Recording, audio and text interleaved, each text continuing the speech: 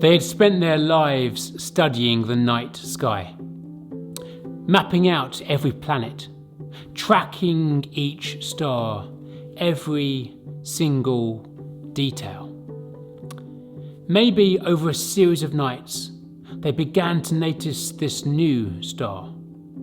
Or maybe one warm evening, as they looked up at the night sky, they suddenly saw something they had never seen before. A star, a new star. But there must have been something quite special about this star. Something quite phenomenal, because this star interrupts everything. You see, these stargazers were actually priests from a different religion. And yet they saw this star and they believed it was significant. That this star was the star of the King of the Jews. As they set out on this mammoth journey, probably more than 1,000 miles, they leave their homeland of Persia. They move into a different land, tracking this star. They believe it is so significant. And so you can imagine their confusion when they turn up in Jerusalem and everyone has no idea what they are talking about. Jerusalem, the capital city, we'd expect a king to be born. Somehow they get an audience with King Herod. And they ask the question, where is the one who has been born King of the Jews? Now that is an awkward question to ask a king.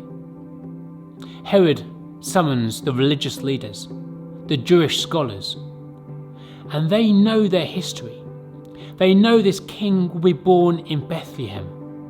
They know about the promises of God. But here's what baffles me. It appears these Jewish leaders who know their history don't go and check it out. It's only a few miles walk, an afternoon's walk, and yet they don't pursue it. And yet these Magi from a different region, from a different religion, having made this mammoth journey, they pursue it and they head on to Bethlehem. And there they find the young child and mother. The star is right overhead and they are overjoyed. Overjoyed. I wonder what they expected to see. It was just a young boy and his mother. And that's it.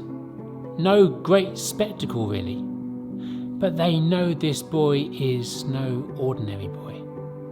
They bow before him, probably lying prostrate on the floor. And they begin to worship. And then they open up their treasure box. And to the child they give gold, frankincense, and myrrh. The kind of gifts you might normally give a king. But each of these gifts is deeply significant. The gold is a recognition that this boy is a king. The frankincense that was used by priests is a sense of what he is called to do. And the myrrh that was used for embalming the body of the dead, again, was significant, pointing to what was necessary.